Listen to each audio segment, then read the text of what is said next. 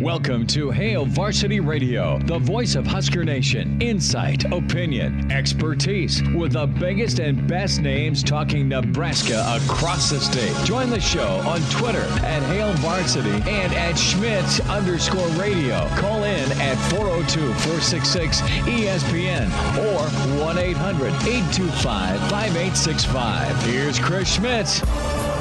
Welcome to it, midweek edition here, Hail Varsity Radio Road Show. Wednesday here at Pinnacle Bank Arena, half-court heat from Beatrice at the end of the third quarter. Just off the front and back iron and rolled out. The shot that Elijah nails people with in horse almost went down. And defending state champ for Beatrice, trailing Roncalli 32-18. Great to be with you, Chris Schmidt and Elijah Herbal. Hail Varsity, presented by the Nebraska Lottery. Loaded up show today in this first hour. We'll check in with Mike Babcock from Hail Varsity, get his thoughts on Scott Frost, Casey Thompson, Mark Whipple. The quarterbacks all spoke today, those that were healthy enough to do so, and even some that are still battling injuries, so plenty of thoughts there. Nebraska basketball less than an hour away to keep the magic happening in March as they take on Northwestern a little bit after 5 in Indy. Numbers to get in, 466-3776, 466-3776, 800-825-5865. We'll get some spring football thoughts from Greg Smith.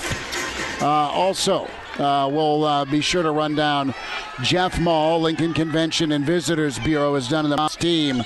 Not just getting and landing Big Ten wrestling, but how about 6 days of girls and boys state tournament? Tonight, I'll be over on KFOR. Lincoln Southwest marches towards another title opportunity. They're tasked to take down top seed Millard South. Had a chance to bump into Coach Hurrdat in the hallway here before the show started.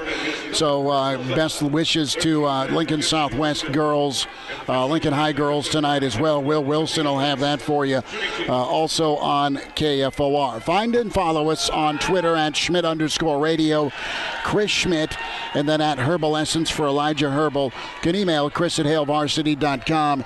Elijah off yesterday, but no doubt celebrated with the online ordering of Russell Wilson home and away jerseys. You have the mustache combed, you got a haircut, you're wearing orange. What are you doing? I'm still celebrating that Broncos coup to go get Russell Wilson. I legitimately, so my roommate, I think I've told you before, he's a student teacher currently at Lincoln Southeast, and because they're hosting state tournament basketball yesterday, he had the day off. So by the time this news breaks at like 11 or noon, he's still like in his pajamas down in his room just enjoying his day off. And I come screaming through the house, "We got Russell Wilson!" And it's just been a joyous past 24 hours ever since. You had a robe on, didn't you? I was fully dressed. Okay. Hey, now. I'm just saying. But it was just one of those experiences where it's almost surreal that the past, what is it now, 7 years of just pain of being a Broncos fan, of bad quarterback after bad quarterback after bad quarterback, is solved. I'm not saying I think this necessarily means a Super Bowl is guaranteed to be coming to Denver, but I think it gives the Broncos a lot better shot, and it takes them out of the cellar of the AFC West where they have been. Right. I mean, that's going to be a tough division. I don't know that I've ever seen 4 teams from a division make the postseason. A lot of times you'd have that old AFC Central get in there with the Oilers, the Browns, the Bengals, right? Back in the day. And the AFC West is pretty good at getting 3 teams in to the postseason. The NFC West with Russell had been good, and that's where your Super Bowl champ or your Super Bowl representative have come from pre-Brady in Tampa. So, hey, kudos to you.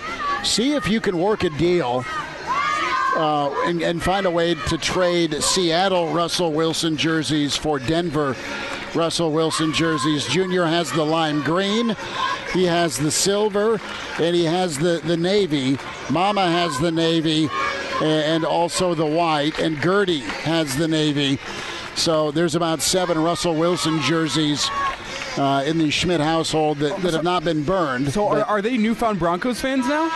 I don't know. Are they loyal to Russell Wilson, or are they loyal to the Seattle Seahawks organization and the rebuild they're about to go through? He liked Marshawn. He liked Cam. He liked the Legion of Boom, but he loved Russell. And my wife likes Russell. I'll just leave that one there. Let's dive in. But Magic in the air this March. Can it keep going for Nebraska basketball? We'll start there. We'll get to spring football with Coach Frost. But, you look at Nebraska, Elijah, and the hopes are still there. Despite the madness of the season, Nebraska basketball fans back on the wagon. They're excited to see what can transpire with the Big Red. They get a third crack at Northwestern. It has not gone well.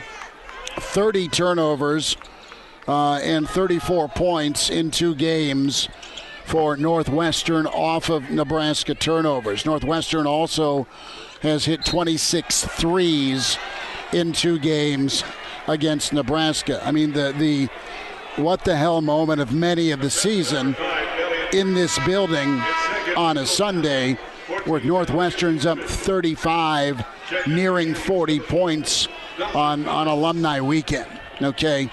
And this isn't your BTN documentary, Northwestern finally goes and wins in the dance Northwestern squad, okay? It's a very beatable team that has played teams tough.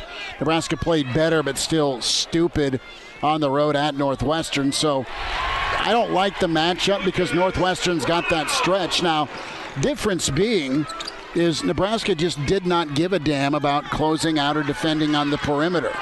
They no interest in playing any defense against Northwestern the previous 2 meetings. I think that has changed for this Nebraska basketball team. You look at the winning streak Nebraska has had. Teams have shot 40% or worse. Nebraska has shot better, 50% or better, and just shy of 50%. So it's been on the defensive end for Nebraska. They've not gotten crushed on the boards. They did a great job in guarding Wisconsin's three-point shooting, and they, dare I say it, out-muscled Wisconsin on the road. They need to bring that same mentality. Another factor as to why the Magic can keep going is you have Alonzo Verge. Right, that's right. We're talking about Alonzo Verge and what he's turned into here towards the end of the season. He's been a guy that has always wanted to win. That has been most important for Alonzo Verge. The difference is now it's behavioral. He doesn't have to be the reason they win. He's part of the solution versus always feeling like he's got to make the plays to push them to win. And he was pretty much agenda-driven with a lot of his other teammates. That is all shifted. Can it stay away for another ball game? Nebraska is getting 4 points. It's dropped a half a point, so maybe that is good news for the Brides Watch. I don't know what the heck he did with his wrist going back to Ohio State, but it kept him out against Wisconsin. And if you get him in, that's outstanding. I do love how Wiltshire has been playing ball. I think he's played really high-level basketball. Of course, Walker's been on fire. And Nebraska's played their best basketball in years. Their last 3 games, can they take it forward into the tournament tonight? And back to your point about Verge, what I loved to see from him against Wisconsin on Sunday was the fact that whenever it was time for him to take over, when it was time for him to come in and use his experience to settle the game and just be the Huskers guy on offense, he knew when to do that. The adversity hit the first 5 minutes of the second half. Trey McGowan's gets tossed. The fouls aren't going your way. Wisconsin's already into the bonus. And Alonzo Verge knew that he couldn't play like he played in the first half anymore. He had to be more of that scoring guy, more of the guy forcing the issue, as opposed to being that guy the entire game. He had a maturity about him of when to settle in, and that was something that looked different from just the entire rest of the season. And I'm curious to see now with Bryce McGowan's back into the fold. Trey McGowan's is going to be back after getting tossed. Just can they continue that synergy that they had worked up against Northwestern, against Penn State, against Ohio State? Can they continue to battle like they did against Ohio State? Now that you're on a neutral floor and you know that the task that you have in front of you, you can't overlook this first game because they've said they have bigger plans than just showing up and losing their first game at Indy. Can they keep that focus throughout a whole tournament if that's actually what the goal is? They can. And now it's going to be about conditioning, and it's going to be about role guys. And, Verge went into a familiar role where it was take overtime, and he was able to flip that switch and scored 18 to the 34 second half points against Wisconsin. Let's get an update here from Fred on McGowan's and all the treatment and work that's gone in to tonight with McGowan's potentially being back tonight. He was able to get out and get some shots up. He did all the non-contact portion. Was in there for a couple. We just really wanted to test that thing, see how he's doing. It's going to be tough to throw him out there full speed without getting some live work in. So we were able to get him out there a little bit, but he did not participate in the full practice. Can you say he'll play, though? I hope so. I mean, we're going to get him a couple treatments. Obviously, we'll get him another one tonight when we get into Indianapolis. We'll get him another treatment tomorrow.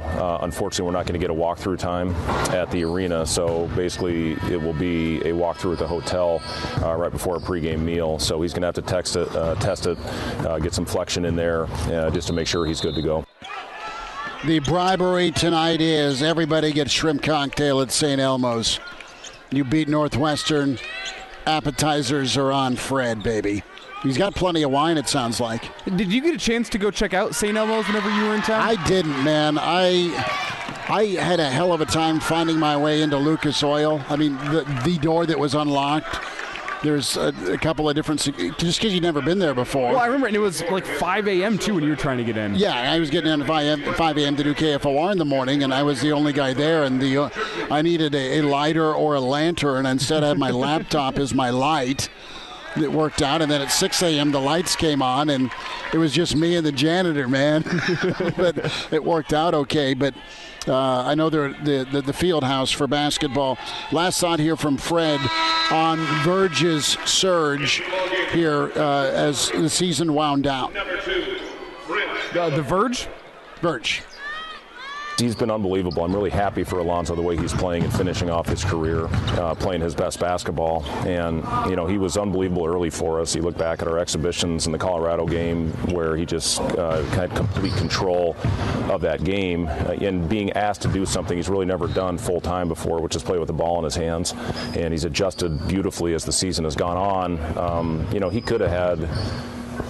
when I went back and looked at it, the shots he generated for our guys, he could have very easily had 26 and 12 assists in our game the other night, especially with Bryce out. We're asking him to do so much right now. The thing I think he's done a great job, he's slowed down. He's making simple plays. He's taking what the defense gives him. He's not playing in a crowd. And it's just great to see, you look at the last 8 games, and he put his numbers up against anybody with his percentages and his assist-to-turnover ratio. So, just really happy for Alonzo the way this is ending for him. So pretty good praise there and some maturity by Verge. Good for him. See if it carries over. We'll keep you updated tonight on Nebraska and Northwestern. It'd be fun to see these guys keep playing. Just make it interesting. Crazy things have happened. I think the last time you had a sub-500 team go Jimmy V and NC State was Georgia. And I think it was, it might have been Georgia 2017. I saw something on Twitter today where they were 13 and 16 going into the SEC tournament. This is pre-Tom Crean, and Crean got blown out yesterday. They won the whole bleeping thing, and then they ended up getting a 14 seed in the NCAA tournament. Over to football we go. Pretty encouraging stuff from Scott Frost today. Mark Whipple, the shoeless OC, and the quarterbacks were pretty cool. Hear more from Casey Thompson at 4:40, just his transition to Lincoln. But let's hear from Frost here when it comes to, what you always have in spring is energy. But a lot of the new guys, coaches, and players are bringing it here. Here's Coach Frost. Yeah, I don't know if we're settled in yet. There's a ton of energy from new guys and coaches and players alike. There's a lot of guys learning, a lot of exciting things to see out there. I've loved the energy and the attitude and the leadership, and I think I've mentioned that before. But we got a good team that wants to be good, and that's the first step in being good, and they're working hard to get there. There's still a lot we need to clean up and figure out, but it's been a good first 4 days. So Coach Frost seems happy is the word I'd use. Big three in the corner from Beatrice, much needed. Cuts it down to a 20-point spread here for Ron Colley in the lead here with a minute 48 left. A thought here from Coach Frost, and this is pretty revealing to me, and I don't know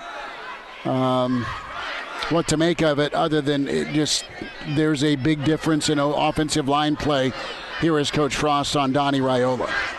The first thing is they're just coming off the ball, and that's been something that I've been frustrated with for a long time. Is when I was playing here, guys look like they're in 40-yard dashes when the ball was snapped, and that wasn't up to the standard that I wanted, and that's the first thing. Protection's been better too, though, and I think Donnie's just done a good job with those guys' mentality and technique, and I can't wait to watch them keep improving.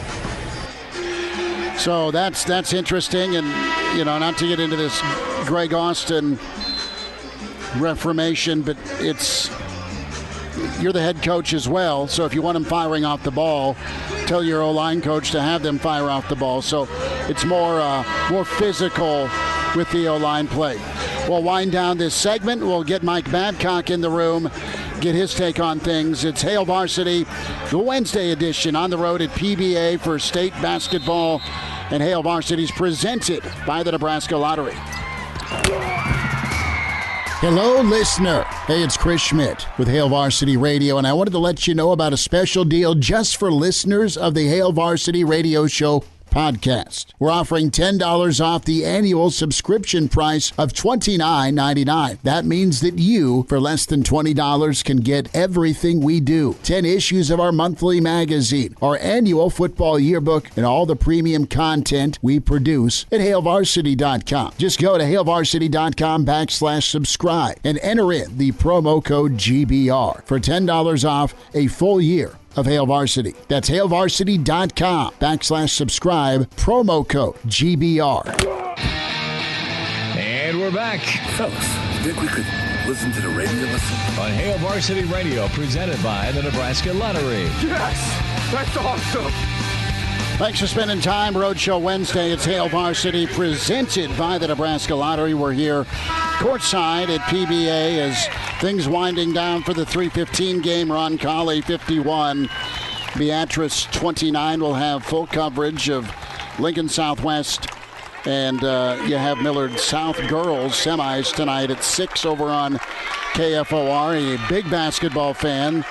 We welcome in historian, author, Hall of Famer Mike Babcock from Hail Varsity with us at MD Babs on Twitter. Babbers, you feeling the March magic? How are you? Well, I'm disappointed, I guess, because I was born in Beatrice, and Beatrice was getting hammered, huh?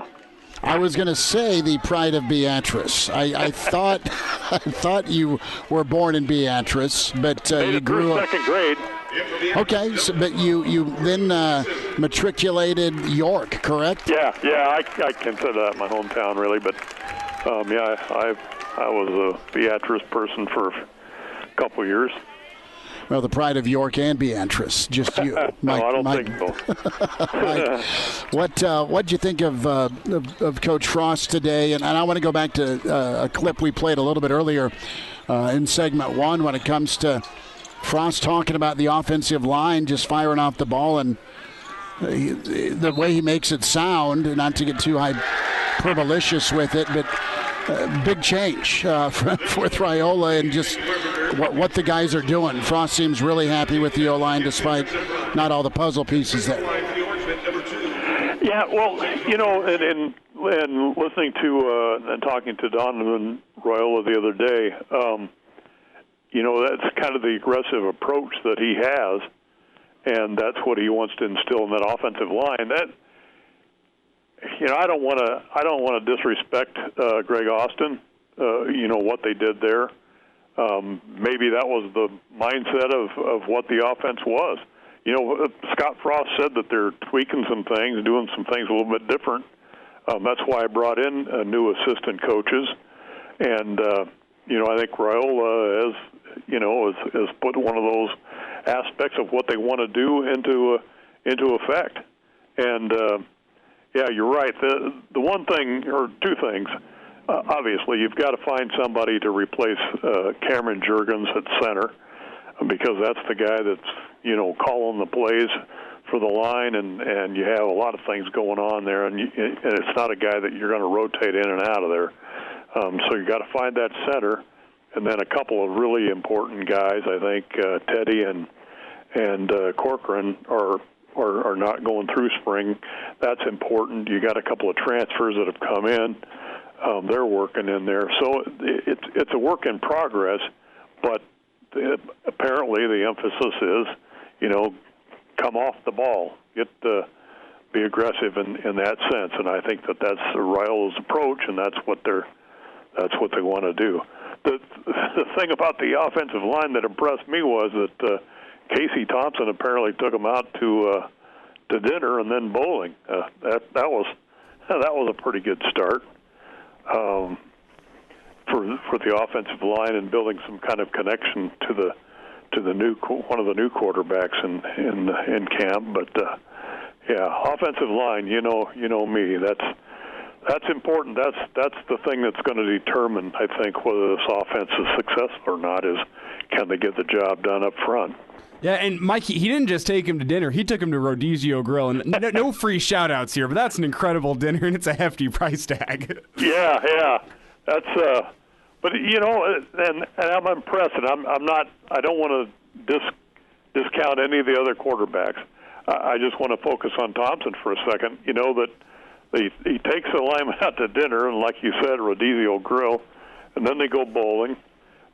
He's talked to Martinez in trying to learn kind of things that were going on. He did his research, obviously, before he transferred to Nebraska, which anybody would do that. But I really think that he is making the effort to try to fit in a lot of ways that have to be. He has to fit into those ways, and he's a newcomer, and there's a lot on his plate. But it seems like he's able to, or he's doing the things that are going to enable him to handle it. So I'm impressed with how he's approached the transition from Texas to Nebraska. And it couldn't have been easy for him. He worked with 3 offensive coordinators at Texas, so it's an adjustment. But one of the observations that Frost made was that it looked like maybe Thompson was picking things up in this new system, because everything was new to him, whereas guys that had been here before were adjusting from the way things had been to the way things are now. Mike Babcock's with us, Hail Varsity Radio. Beatrice Falls, Mike, 53-29 to Ron Cawley. It's a foul. Okay, well, but there's always next year. It's okay. Wait till next year.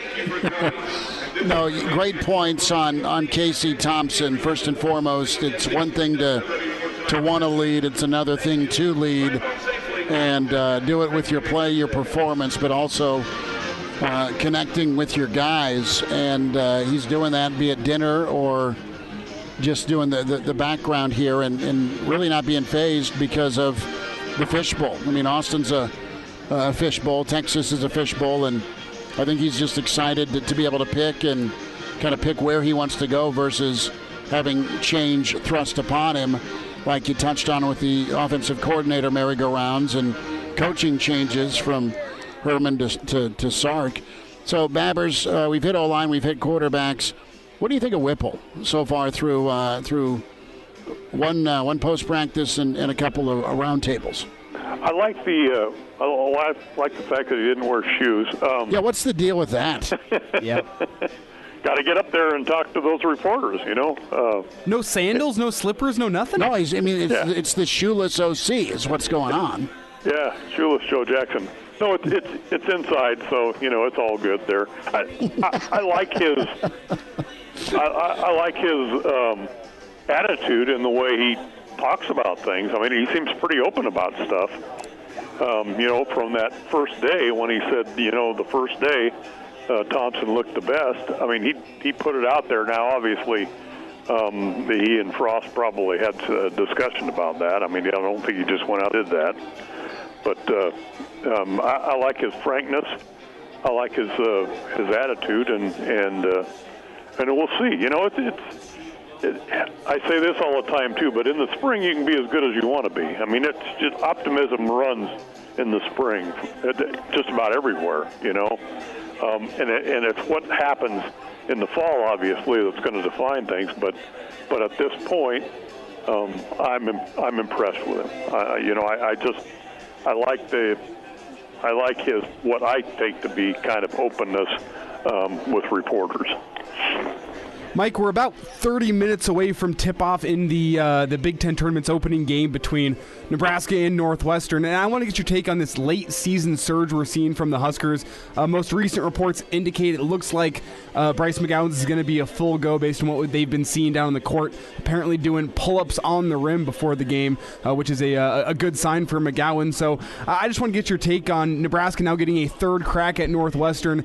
Obviously wasn't the best performances the first two times around, but you got to expect that there's going to be an aspect of getting revenge this third time in the Big Ten tournament.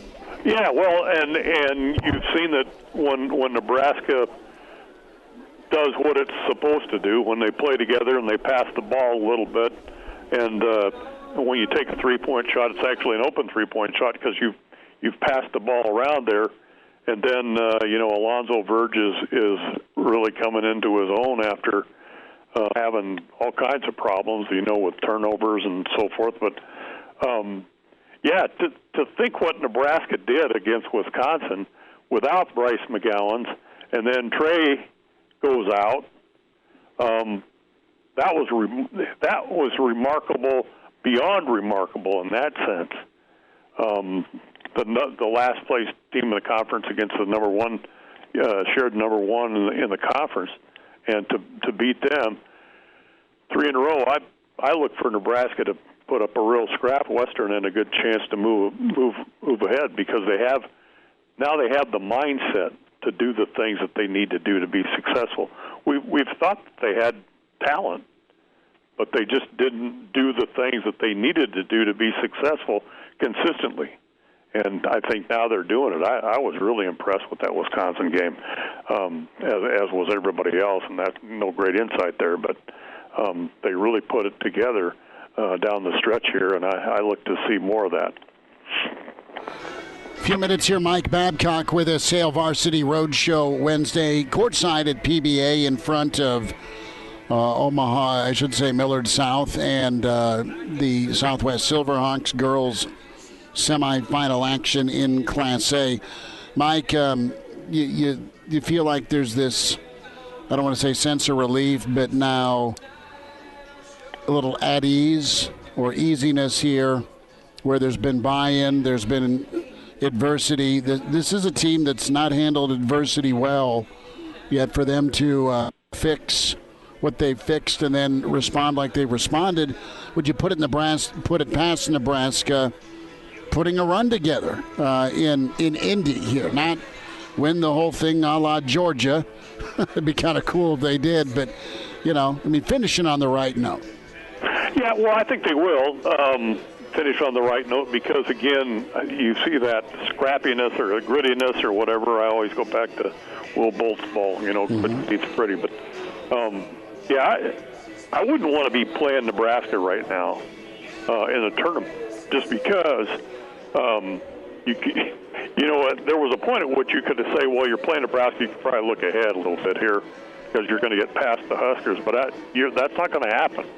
If it's Northwestern or whoever it is next, that's not going to happen. So, I wouldn't want to be playing Nebraska necessarily.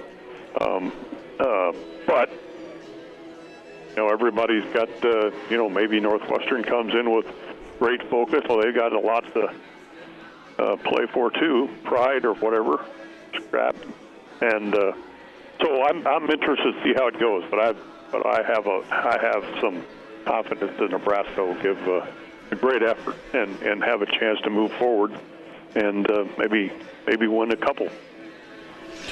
Mike, always love chatting with you, bud. We'll get caught up again soon. Enjoy some hoops tonight, and we'll talk again soon, my friend. Thanks for the time. Hey, thanks for having me, guys. Appreciate you. Mike Babcock, historian, author, Hall of Famer at MD Babs on Twitter. That's where you find him. And we're about an hour 20 here from tip-off with Lincoln Southwest, the girls, the Fighting Timberdas against Millard South. So we'll hear from Casey Thompson next as Hail Varsity continues from PBA, presented by the Nebraska Lottery. Hello, listener. This is Brandon Vogel, managing editor of Hail Varsity, and I wanted to let you know about a special deal just for listeners of the Hail Varsity Radio Show podcast. We're offering $10 off the annual subscription price of $29.99.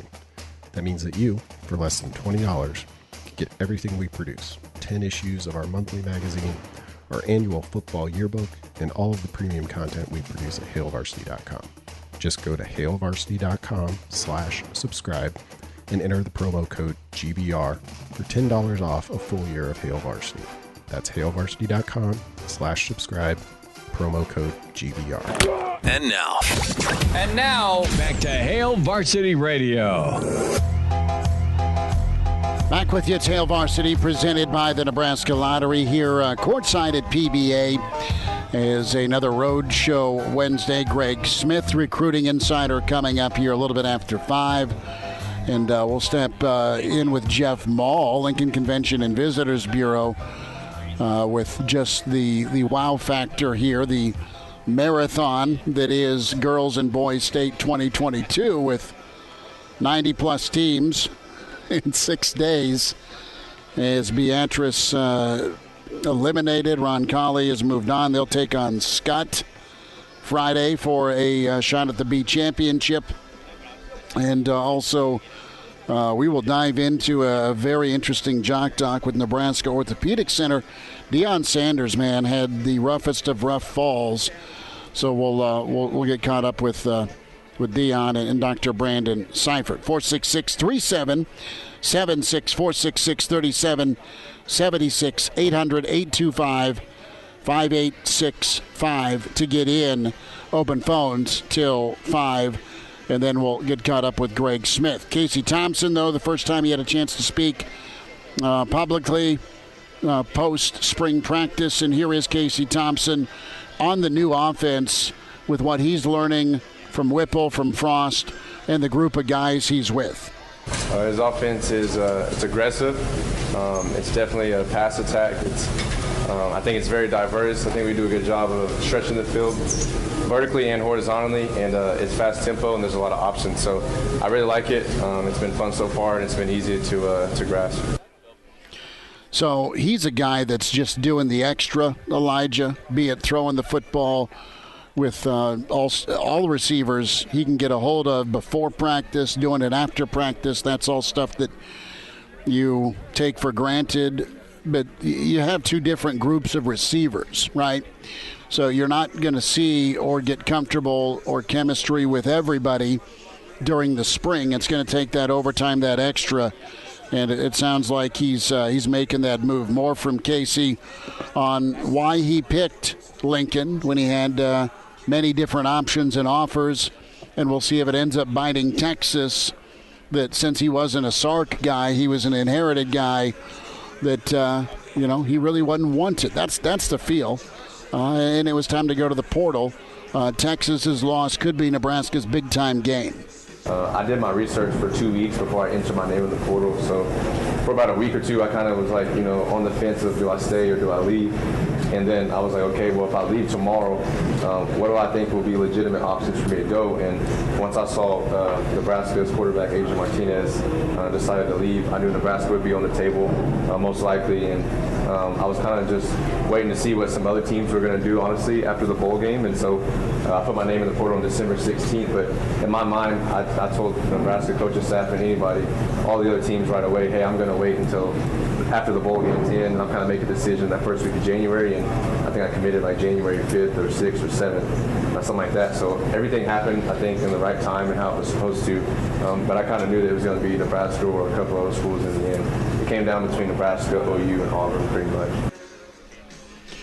So you have Thompson laying out the why Nebraska, pretty involved with his research, and a guy that I think can be a difference maker. Level of excitement when you hear Whipple talk about lining up under center. they can still go fast under center, but Whipple's rationale is, hey, guess what? You're going to take snaps from under center in the NFL. You need to learn how to do it here. And Elijah, are you in that group, brother, that loses their mind when it's shotgun on 3rd and 2 from the 1? No, not necessarily. I'm just more perplexed why there isn't more running the football out of the classic I formation or single back. Look, there's a reason they do it so much in the NFL. It gets that running back moving downhill as they get towards the line of scrimmage. It just gets you a more physical element to your running game. And I don't necessarily wonder why. I mean, there is benefits to going and running out of shotgun. There's benefits to going and running out of pistol. But it just whenever you get that downhill element, it makes more sense to be able to do that out of a single back, a traditional I formation type look for a college team. So I do wonder why it shifted out of the game somewhat. I know it's easier for quarterbacks to do things out of the shotgun, but I formation is what football's been built on. There's a reason they still do it with so much success in the NFL.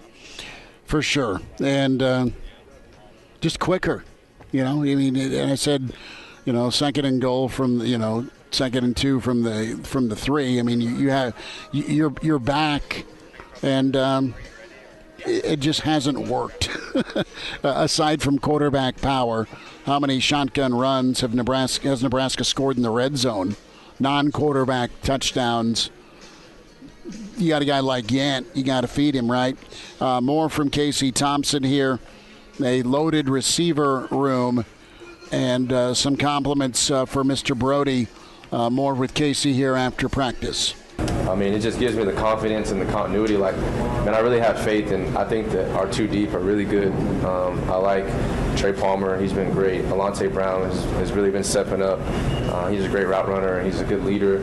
I like Omar Manning and Xavier Betts, and we got Oliver Martin, and then we got Isaiah, who just came in off the transfer. Brody Belt is like a young Wes Welker. I mean, these guys are really good. Not only football players, but they're good route runners. And just seeing my first few weeks here, just kind of watching these guys run routes and then be in the weight room, they're very athletic and very strong as well. So I've been really impressed with these guys, and it's been fun to be around them.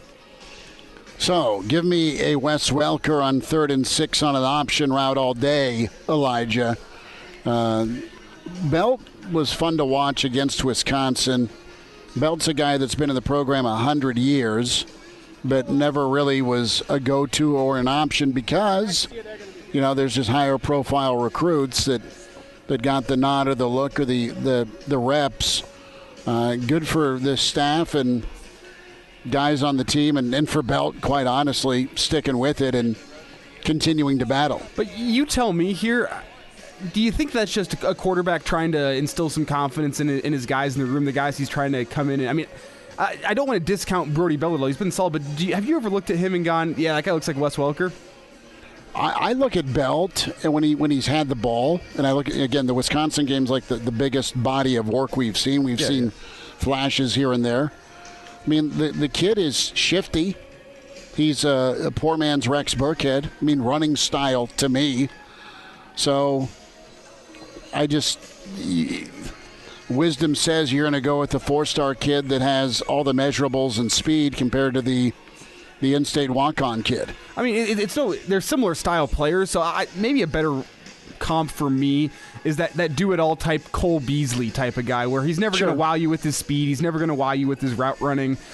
Sneaky fast. Like, you know what I'm saying? It's like it's one of those things where it's like Wes Welker was a Pro Bowler for 4 or 5 seasons for a reason. Yeah, but he was also like a 2-star walk-on at Tech for Leach. Sure. That's fair. Yeah. I mean, he was probably a 4-6 guy that played 4-5. Mm-hmm. So, last thought here. Let's squeeze in last thoughts here from Casey Thompson when it comes to, how the spring has gone so far. And 2 thumbs up here from Mighty Casey. I would say that spring so far is going better than I expected at this point. Just learning the offense and having the continuity with my receivers. Some days I feel like that I'm kind of like an in-season type of flow. Other days, I definitely can feel like we have a lot of things that we need to work on, a little bit off rhythm. But I would say out of the last 4 or 5 practices, I definitely say 3 or 4 of them have been really, really good. Good enough to play on Saturdays. I think I have a couple periods or a couple throws here and there, which is going to happen in a new offense. For me, I'm just focusing on getting completions, not taking sacks, and being smart with the football. And I think I'm doing a great job of that. Chime in 402-466-ESPN or email the show, Chris@HailVarsity.com. Just try me. Back to Hail Varsity Radio. One final time this hour, Hail Varsity Roadshow Wednesday here at PBA in front of Lincoln Southwest and Millard South. We'll have that game for you over on KFOR locally. Reminder to get buckled up. Using your seatbelt saves lives and prevents injuries only if properly worn. Buckle up. This message from the Nebraska Department of Highway Safety Office. Chris Schmidt, Elijah Herbal. Find us on Twitter at Schmidt_radio, at Herbal Essence for Elijah Herbal. Emails if you want to jump in there. Chris@HailVarsity.com. Greg Smith 10 minutes away to hit some recruiting. And spring football thoughts. More from Casey Thompson. The topic of NIL, how it compares or will compare in Lincoln to Austin. Nebraska is probably hands down one of the best programs in the country for NIL and just name, image, and likeness opportunities. The support and the fan base here, I would say there's nothing that really compares to this. I'm kind of even surprised and a little bit blown away about how much football is, a big deal around here. But it's been great and it's been fun. I'm kind of at the point now where I'm having to tone down a little bit of some of the opportunities just so I can focus on ball. And right now, the team and spring ball is my focus. And there'll be plenty of opportunities to do social media posts or do some appearances. But yeah, it's been great so far. I would say that the opportunities are just tremendous here at Nebraska. Pretty cool to hear a 22, 23-year-old say, I got to say no to focus on ball. Well, and on top of that, not just saying no to these cool opportunities. These are opportunities that provide money to what is most likely a broke college student. We've all been there. I mean, and he's had previous NIL opportunities, and I get that. Sure. But how hard must that be to say, you know what, I know that if I go put in a good spring and a good fall, I could make even more money in the NFL. That's a mature thing right there. It is. I think he's made, not to speak for him about his bank account, but I think he did okay with NIL at Texas. But I think that his purpose for NIL isn't for him to, have a leather couch and a Jaguar. I think it's to take dudes to Rodizio. I mean that. Yeah. I mean, I think he wants to pay it forward. Last thought here from Casey Thompson on the Nebraska Fishbowl. Juggling that, Austin's its own special spot. So is Lincoln. Honestly, I'd say if I go somewhere, I'm probably going to get stopped. So when I wake up and I decide to leave my house and go to a restaurant or go out to, any public place, I kind of have to, make sure I'm presentable and have to watch, who I'm with and what I'm saying. But I'd say every time I've left the house, I think so far, other than going to the gas station, I've been stopped. Well, the fan base loves you, man, especially if you're undefeated. And good luck to him in the quarterback race. And yeah, I mean, I can relate to being a radio producer. I just get stopped everywhere I go. You get stopped because you got just an absolutely filthy mustache. you get stopped and asked, for an alibi. Where were you? Sir, you're not allowed within 250 yards of this school. You and you just need to make sure you got all your tags and everything updated, Elijah. No extra attention, my friend. Hour 2's on the way. Greg Smith coming up. Hail Varsity here at PBA, presented by the Nebraska Lottery. Pardon the interruption, but I'd like to save you some money. Hey, it's Chris Schmidt with Hail Varsity, and I wanted to offer listeners of this podcast $10 off the price of an annual subscription. That means that you, for less than $20, can get everything we produce. 10 issues of our monthly magazine, our annual football yearbook, and all the premium content we produce at HailVarsity.com. Just go to HailVarsity.com/subscribe and enter in the promo code GBR for $10 off a full year of Hail Varsity. That's HailVarsity.com/ Subscribe, promo code GBR. Welcome to Hail Varsity Radio, the voice of Husker Nation. Insight, opinion, expertise, with the biggest and best names talking Nebraska across the state. Join the show on Twitter at Hail Varsity and at Schmitz_radio. Call in at 402-466-ESPN or 1-800-825-5865. Here's Chris Schmitz. Welcome to it, Hour 2 here at Pinnacle Bank Arena. Chris Schmidt, Elijah Herbo, Hail Varsity Roadshow Wednesday in front of Girls State semifinal action, Class A. Millard South 27-0. Lincoln Southwest trying to cut down the nets again for the second time in school history. We'll get there in about an hour over on KFOR as Nebraska and Northwestern have tipped off. Bryce McGowan's all good to go. And, hey, Northwestern just took and missed a 3, believe it or not. So they are actually 0 for 1 from distance. We welcome in Recruiting Insider. We say hi to Greg Smith from HailVarsity.com and magazine. Greg, good to be with you. Thanks for the time. What do you know? Oh, a lot. It seems like there's a lot happening right now in Nebraska football. You got spring practice is happening. There was quarterback day, so that's always produces a lot of storylines. Plus, Nebraska had a junior day recently, while we're also preparing for whatever amount of snow we're about to get. So a lot happening right now. Greg is wearing his cousin Eddie goggles and hat. And he's going to take care of the rest of the neighborhood's driveway as well. Greg, we'll get to Junior Day in a minute. We spent some time with Babbers in Hour 1, and we heard from Casey Thompson last segment. But overall, I want to get your take on the O-line, and this isn't to throw snow on Greg Austin, but what's it say to you, what's it mean to you with Coach Frost's tone so early into this spring on just the difference on the O-line, the mentality, what they're being asked to do, and how do you sift through that? I mean, good if he's happy with the O-line and he likes what Raiola's doing and the talent's there. Wonderful. Nebraska needs to be a physical offensive line, but it looks like they're showing it early in camp. Yeah, I think that last point is exactly what I think stood out to me, is that Nebraska needs to be physical on the offensive line, because we've talked about now for a couple of years that it doesn't really feel like, especially based on recruiting rankings, that Nebraska has struggled for talent or lacks for talent on that offensive line. And you also know that there's always guys, especially from here in the state or in the region, that kind of come out of nowhere that were maybe misevaluated. So Nebraska always has guys on the offensive line, but the way that they, I guess, were coached, or the way that the philosophy was before, just didn't jive with what Scott Frost was looking for.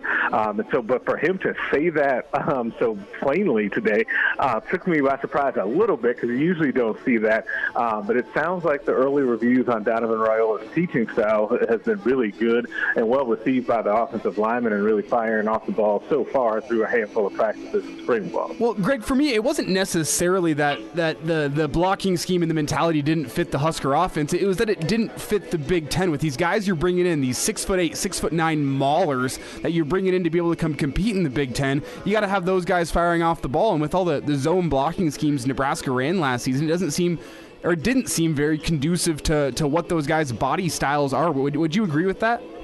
Yeah, I would agree with that. I think that's a good observation. It also doesn't match well for the guys that you're going to be playing against in the Big Ten either, right? Given all of the good defensive linemen, the guys that go on to play in the NFL, like those guys aren't waiting around for Nebraska's offensive line to decide what they're going to do with their blocking scheme. They're going after them and attacking. And so Nebraska's offensive line needs to be able to do the same. It sounds like they're getting closer to that, which I do think will be a better style for the league. Greg, let's talk about Omar Manning. And I know Trey Palmer and him are competing for the slot. Both have great options. What does a wonderful senior season look like, yardage and numbers-wise, to you for Omar out of the slot? Yeah, I think to me it's probably more about the total catches and the touchdowns, so probably 50 or so catches. and 8 to 12 touchdowns. I think that is a great year for Omar in that slot. And I think that part of that is that the more I think about having a bigger body like that in the slot, the better I like it, just because it can provide kind of the security blanket that we kind of talked about last year with Austin Allen, right? Is you always had him kind of lurking, and obviously Omar's not as big as him, and he's not playing the exact same position, but having that ability to have a guy that, hey, when the chips are down, like I can get it to that guy, and potentially a mismatch that Whipple and Frost are going to devise. I think that that's a good picture for Husker fans. I think that he has a chance to really have a nice season, and for both him and Palmer to really make an impact this year. Greg Smith's with us here on Hail Varsity Radio. And Greg, when you discuss this wide receiver position, still a lot of question marks with the new guys you're bringing in, but you did get a little bit of clarity today with Casey Thompson mentioning some of the guys that he's been impressed with. And we were talking last hour about Casey Thompson calling Brody Belt a young Wes Welker. Do you think that means maybe he was a little bit underutilized last season with this high praise coming early from Casey Thompson? Yeah, well, it could be that he was underutilized, or it could be that he was not utilized properly. Remember, Brody Belt playing so much like running back last year, and kind of a pinch was a little bit strange, especially if, he's actually a pretty good route runner and he can play some wide receiver and make it a difference out there. Then he was misused last year. I'm curious to see how that shakes out. There's a lot of names and a lot of bodies in that wide receiver room that are vying for playing time, and ultimately that could be a good thing for the competition through spring, because you really got to bring it every day if you want to be in that top 6 or so for Coach Mickey Joseph after spring. And that's going to be a fascinating battle to see, watch. But Belt, that's not the first time we've heard Belt get praised this spring. Greg, when it came to usage, we saw Belt against Wisconsin looked really good, and it was kind of out of necessity due to some injury, but I think his running style, and I'm not saying he's the next Rex Burkhead. I'm not saying that. Let's be clear. Make sure the tape's rolling, Elijah. But he does a lot of things catching the ball, and his running style. Do you think some guys just don't get used because, hey, they're not the name or the splash recruit? And listen, it makes sense. You're going to give the guy you go after and go get and beat X, Y, and Z out for every opportunity, but for a long time we've seen Nebraska's end of season running back not be their beginning of season running back. Right, yeah, and I do think that plays a role into it. You would like to not think that it would matter that guy wasn't your recruit, but be honest, it really does. But at the end of the day, it should not. Just because of the fact that if that guy is out there producing for you, that's helping you, right? Like, it helps the team and it helps you as a coach. So that I've always found that a little strange, and I definitely do think that happens. But I think that'll be something that we definitely watch with Belt to see if he's a spring story, and we've had those before, or if he actually is the real deal and continues this through fall camp and into the season. Greg Smith is with us, recruiting insider, HailVarsity.com and magazine. Post-practice thoughts from Greg with quarterbacks, with Frost, with Whipple, and, of course, with what Coach has been saying with where the offense is at. Going to go to Junior Day, Greg, and you have a ton of in-state prospects that are on the radar for 2023 and 2024. Some wideouts, some linemen, a Noonan that's out there. How did things shape up over the weekend? First time we've had a chance to talk to you since Junior Day. Yeah, it was another good weekend for Nebraska. I think the one thing, there's a couple of things. One, the facilities continue to, the new facility that's going in continues to be a big hit for Nebraska prospects. Like the public, we have not seen a lot of details yet on what's going into that new facility, but whatever they're showing recruits, it's really sticking with them because I think every kid that I talked to over the weekend mentioned that. And the other thing that kids continue to mention, and I think this is a great sign for Nebraska in the short and the long term, is the impact of these new coaches. And like we keep hearing from current players after practice about their energy, but you're also hearing about that from recruits as well. Guys like Malachi Coleman, Maverick Newman, Davon Hall, like the guys from in-state that you're talking about, and others from out of state, all mentioned about how they like the energy that all of these guys are bringing. And it's been really interesting to see because I think it's paying off for Nebraska and at least getting these guys on campus and continuing to have them interested in Nebraska.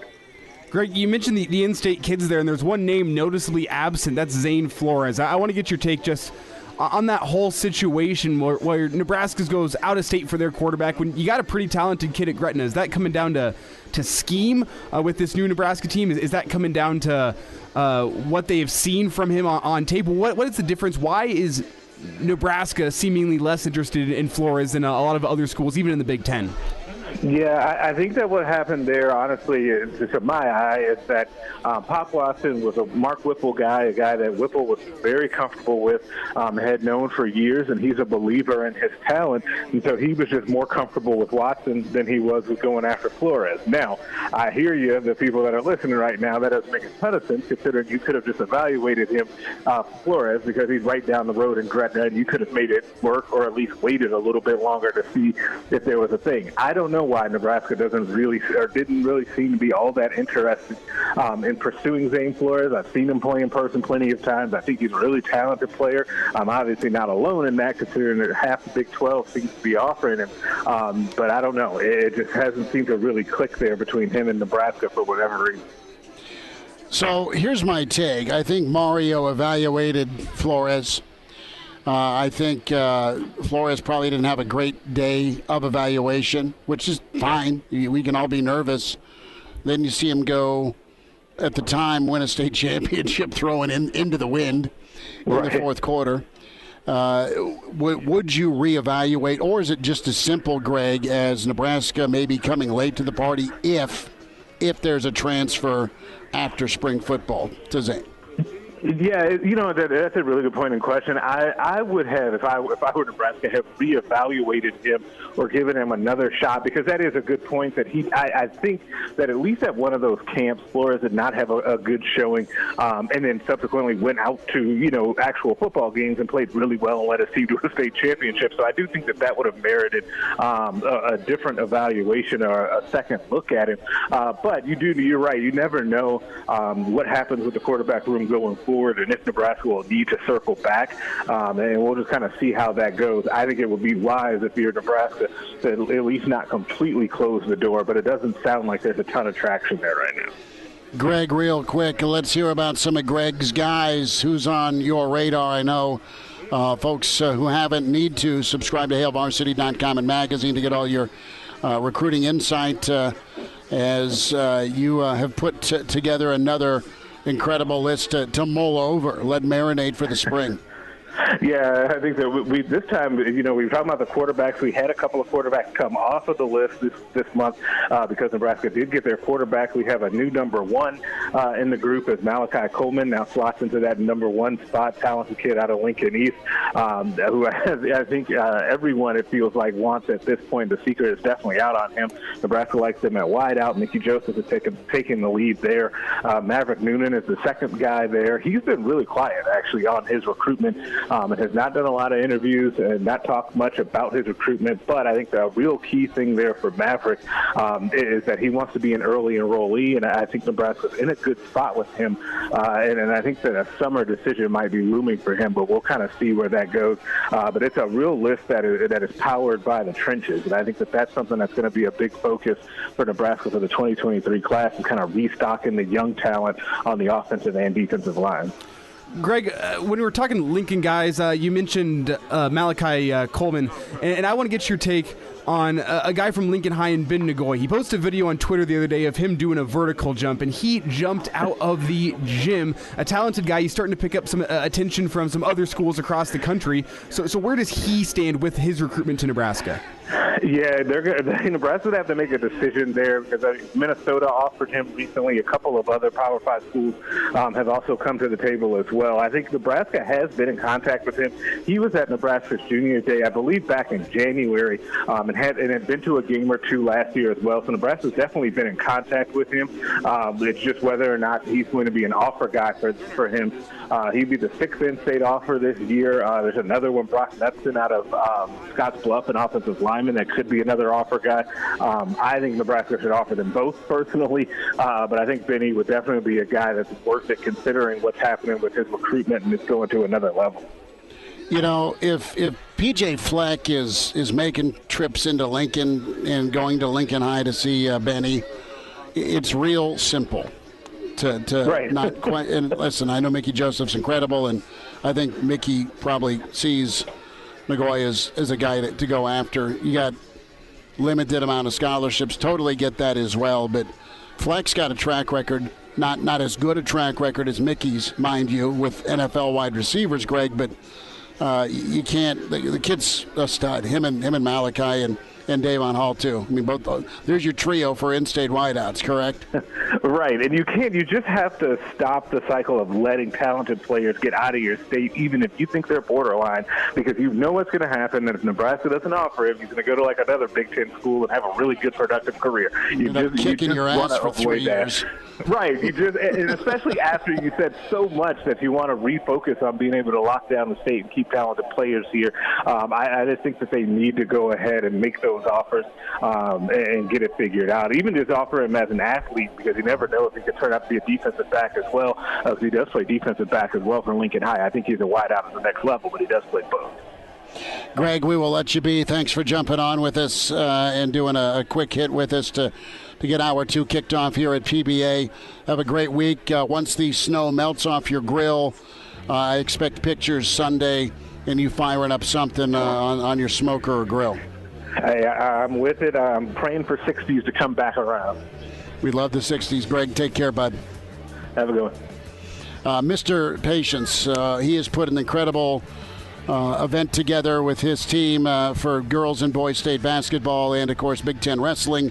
Jeff Maul, Lincoln Convention and Visitors Bureau, up next here on Hail Varsity, live at PBA, presented by the Nebraska Lottery. Pardon the interruption, but I'd like to save you some money. I'm Brandon Vogel, managing editor of Hail Varsity, and I wanted to offer listeners of this podcast $10 off the price of an annual subscription. That means that you, for less than $20, can get everything we produce. 10 issues of our monthly magazine, our annual football yearbook, and all of the premium content we produce at hailvarsity.com. Just go to hailvarsity.com/subscribe and enter the promo code GBR for $10 off a full year of Hail Varsity. That's hailvarsity.com/subscribe, promo code GBR. And now, back to Hail Varsity Radio. Back here as we get ready for tip here between Lincoln Southwest and Millard South. It'll be over on KFOR. Chris Schmidt, Elijah Herbal, courtside at PBA. We welcome in with the Lincoln Convention and Visitors Bureau, Jeff Maul with us. Jeff, it is good to see you, my friend. Thank you for your patience in hanging out, and thanks for coming to see us courtside. You feel the juice, you feel the energy. The Southwest student section, it is a business trip, so they are all rocking. They look like Jake and Elwood. I'm not going to lie to you. They look good. They look. I thought I looked good today. You do. You have a beautiful sport coat, a little plaid to it. Right. You got the nice collar. You and I are both big on dry cleaning. We are. And you have to. I think Uncle Nate hooked us up on our suits, I think right? so. Our dear friend, we love his tailgate location, Nate at Gary Michaels, doing his thing and doing it well. Junior is en route. Yeah, that's a good-looking picture of him, by the way. Oh, of course. He's going to be selling fake IDs. I kid. And just the work that's gone in and the teamwork and the execution. First for wrestling, Big Ten wrestling, brought to PBA, and of course we have the NSAA 90-plus teams, 6 days of hoops. It's been crazy, but it's been a good crazy. You know, to have an opportunity to host Big Ten wrestling, it's a once in every 14-year, once in every 13-year opportunity. But when it was pressed out to us from the Big Ten and from the University of Nebraska, you take a look at dates and you go, oh no, that's high school basketball week. So the ability to pull everybody together, LPS, University of Nebraska, Pinnacle Bank Arena, the NSAA, I have to give a shout out to John Dolliver. He's the guy that makes basketball happen for the NSAA. And, you know, he put together a great plan, and we worked with our hotels and our retail sector, and I said, can you handle 8 straight days of activity, 2 of wrestling and 6 of basketball this week? And everybody said, you know, that's going to be the thing that we need to continue that momentum getting us out of the pandemic. And I think it's worked great. We keep doing what we can to keep the weather to the south right now. And I got all my weather gods working for me right now, my friend. Goodness gracious. Well, you know, and then whatever happens the next 48 hours weather-wise, it's going to be gorgeous and wonderful on Sunday in Lincoln. But you mentioned the folks and just the the line of communication and execution that needs to happen. From your part here, when it comes to being a part of that planning, and then making sure the execution happens. I mean, take me through it if you don't mind. I mean, the playbook, so to speak, with how you're able to kind of see this vision and then go get it, because Lincoln's been the home of the boys and girls state basketball for a long time, and it represents every year. Well, there's a contracted relationship that we have with the NSAA, and we have an obligation to provide the best facilities for the student athletes, the best availability on the calendar, and to do things like that. Just that open line and that transparency in the contract goes. And these are the types of things that you don't plan for, because you plan for your 3-day event, Thursday, Friday, and Saturday, right? We do our pizza feed on Thursday. We get the tournament running through the weekend. But it just takes a lot of coordination. And I think the easiest thing, Chris, this time around was everybody understands the value of state high school athletics to this economy and what it does for the city of Lincoln. And to make sacrifices and to try to find the right facilities. The conversation with Tom Lorenz very well could have went this way. I don't know how I can box 6 days and 8 days together. But a guy like Tom Lorenz gets how important state high school athletics are. He gets how important the relationship is with the University of Nebraska. So a lot of meetings and a lot of coordination go into these things. And these things don't happen at the snap of a finger. Because what I worry about is if we don't have the best facilities and we don't have the calendar availability, there's another community in this state or two that would love to have these opportunities to host this event. But I'll tell you, the Huskers in the middle of this floor, this building, Pinnacle Bank Arena, the big red N, this ambiance and this feeling that is state high school tournaments, it's meant to be in Lincoln. Jeff Maul with us, Lincoln Convention and Visitors Bureau, joining us, Hail Varsity Radio. Courtside here for the Class A Semi, Southwest off to our left, warming up. Millard South just launching threes, and yes, they're going in. But the clock hasn't started yet. Nebraska basketball fighting with Northwestern. We talk about surviving through the pandemic, health and safety protocols, and now you look at the numbers and the risk dial and things going the absolutely best direction, and now folks get ready to live again, and that is awesome. And just touch on the feedback you've received from folks around the community, folks that are big and important to the Convention and Visitors Bureau relationship standpoint. I mean, the reaction that's been ongoing, because you know what, the weather's been good. Folks have been able to hit the rail yard, hit the downtown restaurants and Haymarket and other parts of Lincoln, and hotels, of course, too. Yeah, what did I tell you? I think you and I have talked in the past on air on either KFOR or 1480 that 2021 was our best tourism year ever when it compares to 2019 numbers that were record-setting. Which is nuts. That was crazy to even think about, but pent-up demand, big events that we did last year in the community. I mean, Garth Brooks, we didn't have anything to do with, but thank you, Garth. You were an amazing weekend impact. But the high school finals rodeo. So we had all this momentum going into what this year was supposed to be a rebuilding year. Doing this event and potentially Big Ten wrestling was supposed to be a rebuilding year. And what we're hearing from our hotels is a lot of them are back 100% staffed to accommodate this 8-day surge, this 9-day surge. Restaurants are struggling still to get workforce back, but I think the consumer is more accommodating. Now, they understand that it may take another 5 or 10 minutes to get their drink or even to get the order in on the menu, but, you know, Lincoln's hospitality, this industry was built to do exactly what we're doing right now, to host events, because we're an extension of small town Nebraska. We roll out this really long, extra wide red carpet that says come one, come all, because Lincoln is really their home away from home. And I just talked to a family the other day that said, we've had an amazing job. We've had amazing experience in the community because we've been able to get out and do things that we normally wouldn't do over a 2 and 3 day tournament.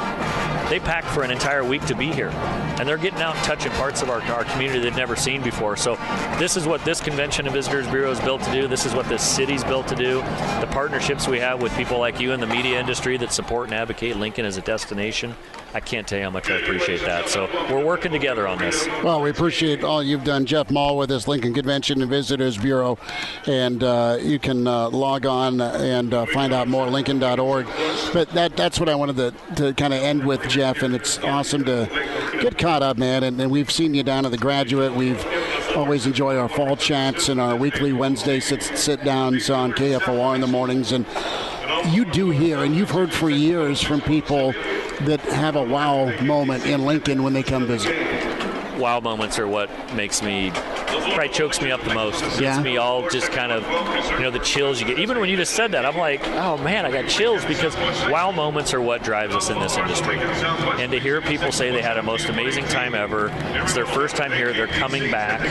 The gratification is that really what we do each and every day is to create the positive visitor experience and get people to come back. The success is when they come back with their family or their business to relocate here and set up shop and be a part of just this amazing growth as a community. And I can tell you, Lincoln will always be Lincoln to people. Mm-hmm. The values that we had back in the 70s and 80s growing up, that hasn't changed. What has changed is the tourism landscape. Pinnacle Bank Arena, a potential convention center down here. Yes. You and I have talked about the sports world, man. We need more facilities. Baseball, softball, volleyball, basketball. Yes. We need it. And so that's my number one goal in the next 2 or 3 years, is to continue to build that tourism landscape. I want the Mount Rushmore of tourism type facilities in Lincoln that people can look at and go, oh my gosh, that's where we want to be. That's how we want to experience tourism. And I love Lincoln. I've been here all my life.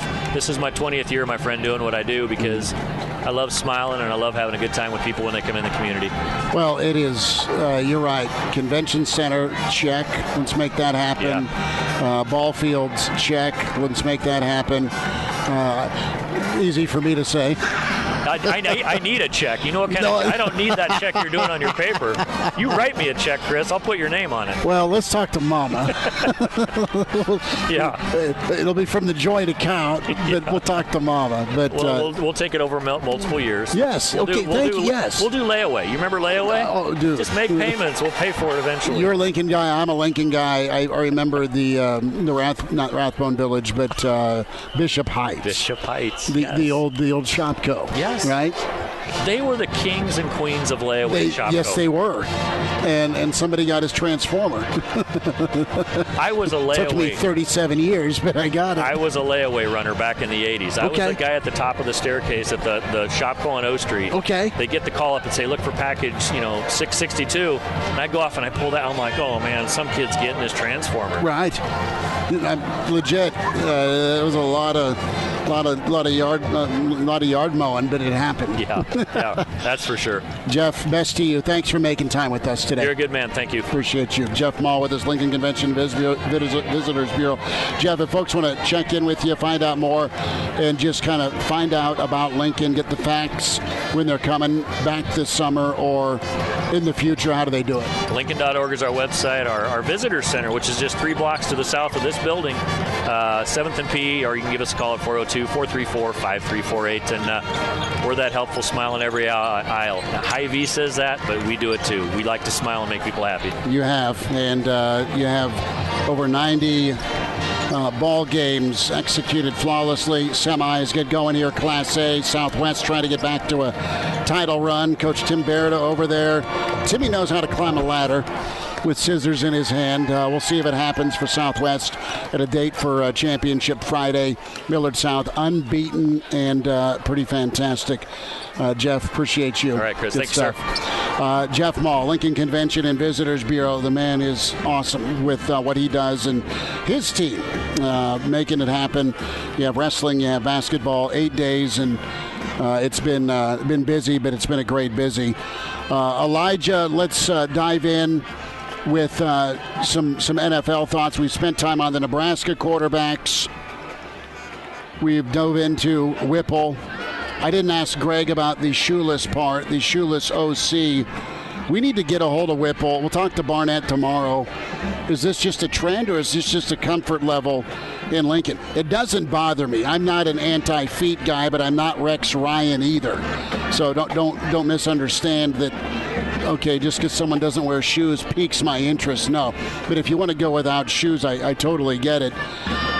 But he's done it twice in 3 meetings with the media. See, I said it like, you're not going to invest in a pair of sandals, a Birkenstock. Well, you've got a whole equipment room full of Adidas Boosts and Bounces. I mean, why the hell not, right? Well, maybe it's just comfort. Maybe he's just not. Maybe he's like one of those guys that has really flat feet, so like shoes are uncomfortable. I guess, but the other side of that is. I mean, what it brings me back to the the moment in Mad Men where the boss always made people take your shoes off before he went in the office. We'll get a Jock Doc. Speaking of feet, craziness with Deion Sanders. Hail Varsity continues. Like what you hear? High-quality radio and podcast is part of what we do at Hail Varsity. Hey, it's Chris Schmidt with Hail Varsity Radio, and I wanted to offer listeners of the Hail Varsity Radio Show podcast $10 off the price of an annual subscription. That means that you, for less than $20, can get everything we produce. 10 issues of our monthly magazine, our annual football yearbook, and all the premium content we produce at HailVarsity.com. Just go to HailVarsity.com/subscribe and enter in the promo code GBR for $10 off a full year of Hail Varsity. That's HailVarsity.com/subscribe, promo code GBR. He's in his 30s, but sounds like he was born with a stogie in one hand and a brew in the other. Now, say my name. It's Schmitty on Hail Varsity Radio. I got the body of a taut, preteen Swedish boy. Back into it at Hail Varsity Radio Roadshow Wednesday here as we're courtside at PBA in front of Southwest and Millard South. Time for a Jock Doc Wednesday, Nebraska Orthopedic Center. Dr. Brandon Seifert wearing his Amherst jersey. Dr. Brandon, how we doing? How you doing? I'm good. Tis the season, my friend, for all sorts of basketball, Dr. Brandon. We're going to go to the gridiron, though. And crazy story that was revealed on Deion Sanders in the documentary following his journey as head coach at Jackson State. Deion had to have 2 toes on his left foot amputated because of blood clots stem. Quick reaction, Dr. Brandon, on all that Deion's been through. Yeah, that's a crazy story. Absolutely. There's not a ton of details out there in terms of how all of this transpired for this poor fella. Obviously, we can kind of speculate a little bit about maybe, what happened to lead to that pathway. But it sounds like, the big thing was he had underwent, surgery on these toes. Some of the effect of was having some issues with, dislocating toes, how he described it. But maybe it was just something on the way of some type of deformity. But underwent surgery for that, and then it sounds like following that just kind of had this cascade of complications that, kept occurring for him. One of the things that he described was this femoral artery blood clot, which, again, is super, super rare to have something like that happen. You can obviously speculate a couple ways as to why something like that would happen, but it sounds like the initial symptoms from that were basically changes in his 2 toes they had been operated on. The issue always is when you develop, blood clots in one area is that pieces of that blood clot can break off, and then they flow to certain areas, and eventually you reach the end of kind of the vascular chain, or if you will, where things start to get really narrow, and then those stick in that spot and basically prevent blood from getting past that area. So it's a blockage essentially. And when that happens, obviously in your small digits like your toes, your fingers, then you essentially lose blood supply to that area, and then that, extremity of the toe, the finger, and it basically dies, which it sounds like that's the experience he was having. And so, obviously you have to deal with that aspect of it, which, again, at that point, once you kind of reach that point where you're starting to see those symptoms from those clots occurring and you lose the toes, there's really no going back after that point. Fortunately, as you hear him describe these injuries, they were even talking about, there's a chance you need to lose, your foot, or even potentially an amputation below the knee, below this level of clot. And those are all, real scenarios that, thank goodness, didn't happen to him. But again, as you kind of speculate on those things, there's a few things that could happen that could lead to, this kind of clotting cascade. But definitely just a crazy story for this poor guy. Dr. Brandon Seifert is with us. Nebraska Orthopedic Center, a Jock Doc Wednesday. We're here courtside at PBA talking about Deion Sanders and having to have 2 toes amputated, his big toe on his left foot, his second toe on his left foot. He also dealt with Compartment Syndrome, which meant his leg had to be drained. They had to do an incision and drain fluid. Dr. Brandon, how common is it to have surgery on dislocated toes? I mean, I've never dislocated the toe. I busted one, but we know that folks can dislocate parts of their toes, their hands, their fingers, just with what he's done in his career. So his feet were his moneymaker, man, with what he did as a defensive back in the NFL for a decade plus. But surgery-wise, is that common, or is that uncommon to have to do a procedure on toes due to dislocation? Yeah, I think the big thing there, Chris, is just a matter of how he's describing it. Truly the pathology that was there. Yeah, I'm going to make an assumption, or my guess is what this probably was it had trauma to the toes, obviously from all his long career that he had, and what happened there is he probably developed a deformity in his toes, where you basically develop kind of hammer toes would be my guess is probably what he had. That's kind of one of those things where you start to develop kind of the deformity where your toes kind of almost look like little hammers, and that can be kind of representative of kind of a dislocation. I don't know if he was trying to describe that. To truly have like chronic dislocation of your toes is pretty rare for something like that to occur, and for somebody just to leave it alone.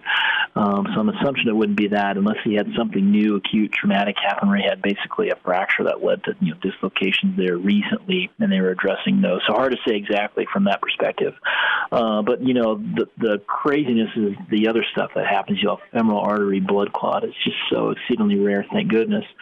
But obviously it has a cascade of issues that can happen, and the compartment syndrome issue is what happens is you lose blood flow to an area, or you kind of clot into an area.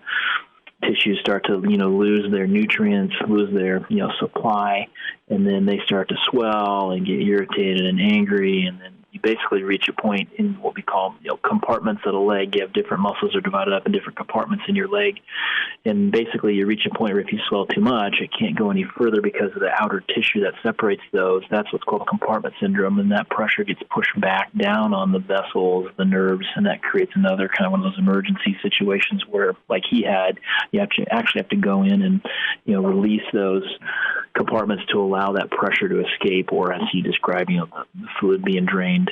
So again, just a crazy cascade of events, complications. You can kind of speculate a lot of ways as to why that happened, but it could be something just as simple as he has potentially maybe a genetic kind of clotting disorder.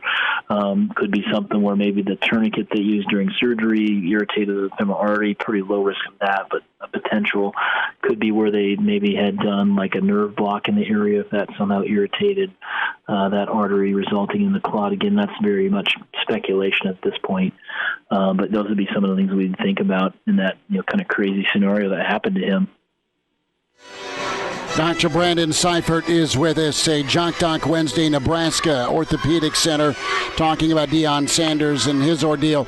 Dr. Brandon, real quick, what's next for Deion as far as checkups and follow-up to make sure there's no more issues with blood clotting and further issues with his feet? Deion's one of my favorite guys, and he coached through a bunch of issues, and you just want him to be healthy long term. How difficult is life going to be with both those toes amputated? He'll lose a little bit of just kind of that efficiency of walking, but he'll make up for that. And honestly, I don't think the toe issue should be a big deal long term. I think probably the bigger issue for him is going to be, having those releases of his compartments, redeveloping those muscles in the area, dealing with some significant scar tissue, regaining that flexibility and strength. That'll be kind of the biggest thing for him, at least from a functional perspective.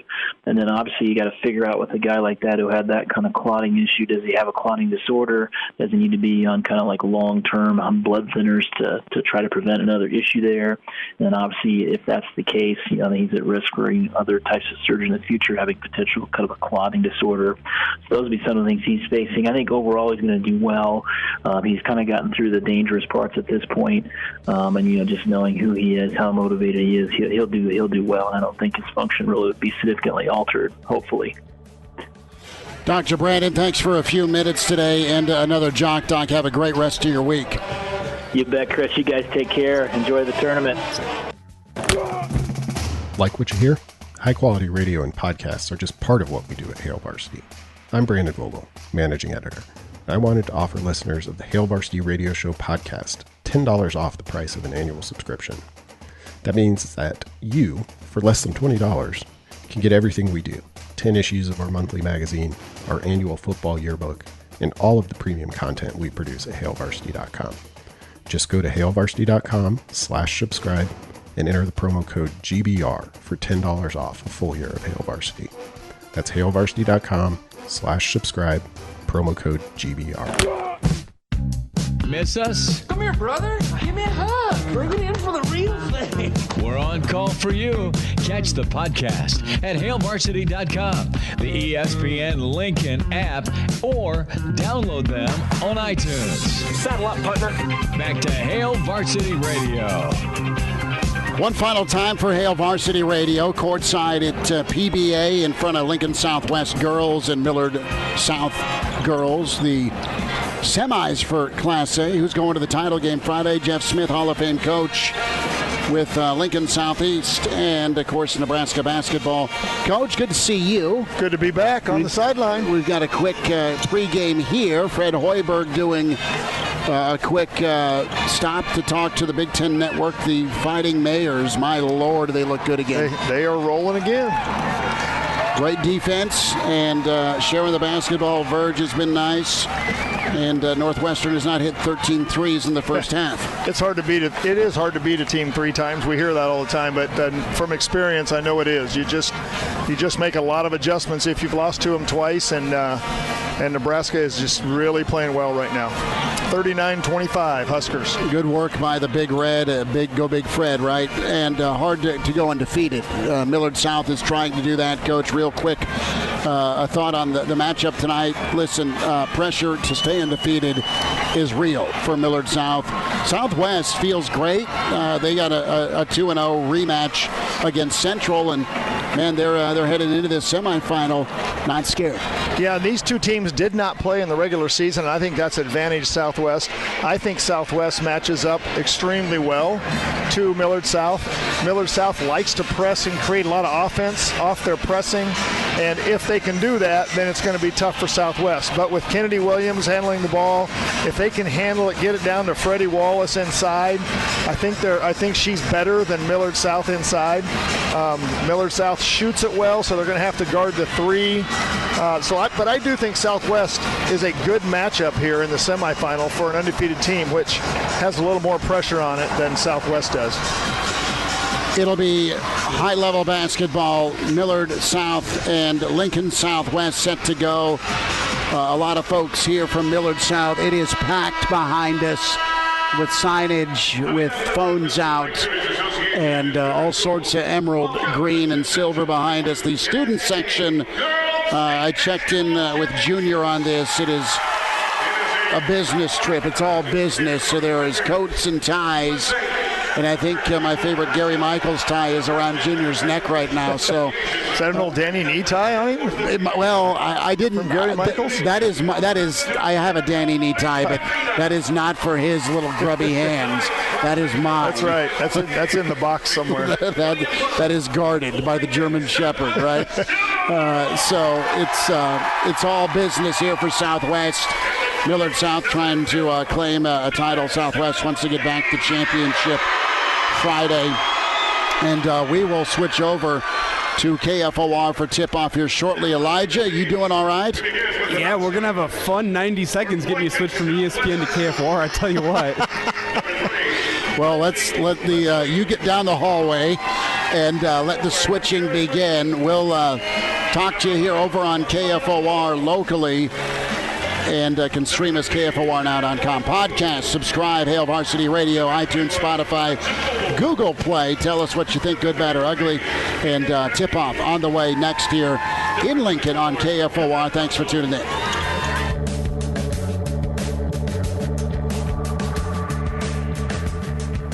A Hurrdat Media Production.